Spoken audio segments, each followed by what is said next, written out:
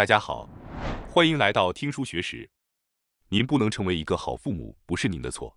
视频开始之前，我有一个问题：您的父母是完美的人吗？再来一个问题：如果您正在为育儿而努力，您能自信地说自己是一个好父母吗？坦率地说，能自信地回答是的人很少。但是，普通的父母真的在做一件了不起的事情：早上做好美味早餐，送孩子去幼儿园，工作，接孩子回家，做晚餐，陪孩子玩，哄孩子入睡，然后被孩子踢醒等等。做父母的都经历过这些情境。我认为为人父母真的是全世界最辛苦的工作。现在，关于毒亲、严厉的父母等话题，以及涉及到过量服药、不良少年等问题，都成为了焦点。如果父母和孩子之间缺乏良好的沟通，孩子们可能会走上错误的道路，最终导致双方都无法获得幸福。这本书教会我们如何改变与孩子之间的亲子关系，让自己的父母也读一读。我真的很推荐这本书，它给我带来了很多不同的观点和视角，让我可以更好地了解亲子关系。这本书是一本畅销书，在全球46个国家销售超过200万册。关于如何与孩子相处的解决方案都有详细的解释，即使没有孩子的人，从沟通的角度来看，也会非常受益。所以，请一定要看完这个视频。那么，让我们开心的学习吧！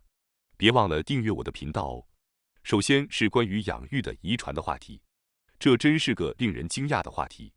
我想问一下，在育儿过程中最让人困扰的是什么？答案是父母在孩提时代所经历的体验。这是什么意思呢？实际上，当父母对孩子的行为感到恼怒或做出反应时，这些反应并不是针对眼前发生的事情，而是对自己过去经历的反应。这里可能会让人感到有些不理解，所以我稍微解释一下。假设一个父母在孩提时代经历过严厉的批评和指责，导致他们在成年后对自己的能力和价值产生了怀疑和不安。当他们的孩子做出一些错误或失败时，父母可能会感到异常恼怒或焦虑。这种情绪反应实际上并非来自孩子的行为本身，而是触发了父母内心深处的情感记忆，使他们重新体验到了自己在孩提时代所经历的批评和指责的痛苦。因此，他们的反应可能会超出当前情况的范畴，变得过于严厉或焦虑。这样的想法深藏在心底，导致我们会做出反应。还有其他的例子，比如，父母在孩子小时候总是对他们说要努力学习，家庭重视学校成绩，如果自己的成绩不好，就会觉得是因为自己不努力，导致自我评价低下，感受到压力。在这种情况下，当自己的孩子对学习不感兴趣或成绩不好时，就会感到不安和恼怒。这就是说，我们小时候经历的压力很可能会对我们的育儿方式产生影响。相反，积极的童年经历会直接影响我们的反应，这并没有问题。在繁忙的生活中，很难仔细注意到自己对孩子的每一个反应，但是请务必冷静客观地观察自己的状态，思考对眼前的孩子来说，最好的反应是什么。你可能会发现自己正在重复着父母对待你的方式来对待你的孩子，这是认识到问题的第一步。从父母那里接受的教养方式会传承下去，无论是好是坏。第二个话题是关于父母应该在多大程度上严格教育孩子。在纠正孩子行为时，一严厉，二宽容，三合作。严厉的方法是大人将自己的意愿强加给孩子，比如说要求孩子收拾房间，否则就没零食吃。然而，这种方法是危险的，因为父母可能在不知不觉中始终教导孩子，无论对错，都要一直正确行事。这样会导致孩子逐渐不愿意和父母沟通，以及日后无法在责任重大的职位上与他人合作或成为领导者。此外，我自己也很容易会对孩子说：“你必须这样做，否则……”虽然这样孩子表面上顺从，但心里是抵触和不满的。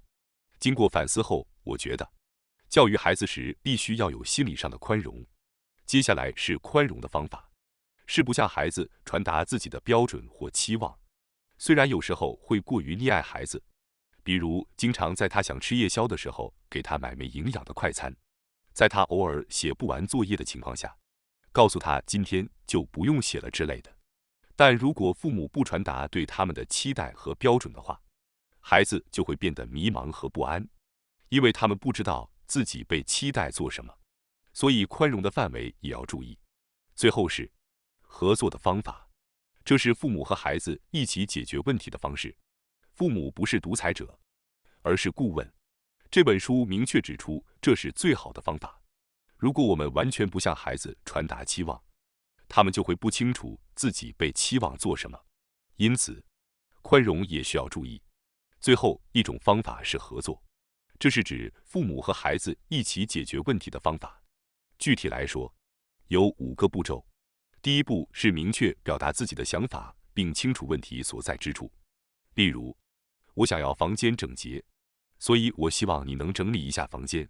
第二步是找出行动背后的感觉，也许孩子需要帮助，所以问问孩子是什么感觉。例如，如果朋友把房间弄乱了，孩子可能会觉得不开心，或者不知道从哪里开始整理而感到手足无措。第三步是接受这种情感，理解孩子的不满，表达理解孩子的感受。比如说，我理解你觉得第一次做可能会感到压力之类的话，或者我明白你的感受。第四步是提出解决方法，向孩子询问如何更好地解决问题。比如，最简单的方法是什么？询问孩子的意见非常重要。这里的重点是，父母不要替孩子做决定，因为如果父母替孩子做所有决定，就会剥夺孩子的思考能力。第5步是坚持完成已经决定的事情。我理解觉得麻烦的心情，但是教养孩子确实需要大量的时间和精力。然而，真正的育儿工作不是让孩子去整理东西，而是在孩子成长过程中给予支持和帮助。事实上，这种方法不仅适用于育儿，还适用于给下属下达指示。第3点是不要忽视情感。这本书反复强调，在育儿中重视处理情感的重要性。当您与伴侣、上司或家人产生分歧时，您是否会忽视情感？这种做法是不好的，因为这会导致辩论远离本来的目的。辩论的目的是找到对方的理解和妥协点是关键。该怎么做呢？这里重要的是采用我语来表达自己的想法和感受，通过在陈述中使用我觉得、我不喜欢、我感到开心等短语来清楚地传达自己的感受是至关重要的。另一个重要的要点是要倾听对方的感受，问问对方是怎么想的，这样可以更好地理解对方的感受。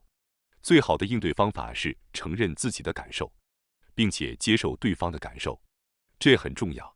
如果能够让孩子感受到这一点，他们会感到安心，而且还会学会寻找理性辩论的方法。孩子会通过观察父母的行为来学习。我们希望他们不会成为只懂得争吵的孩子。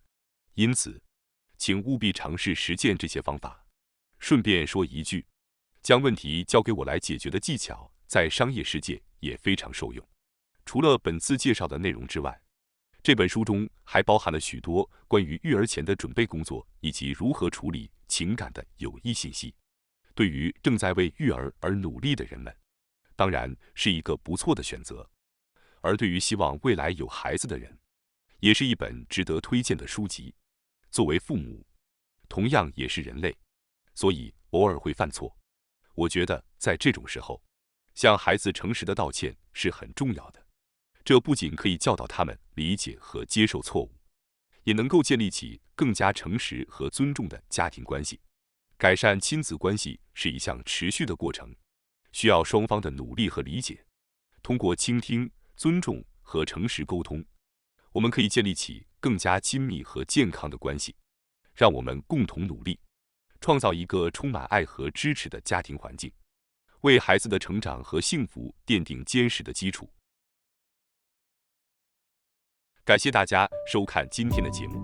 如果你喜欢我们分享的内容，记得点赞、订阅并开启小铃铛通知，第一时间获取我们的更新。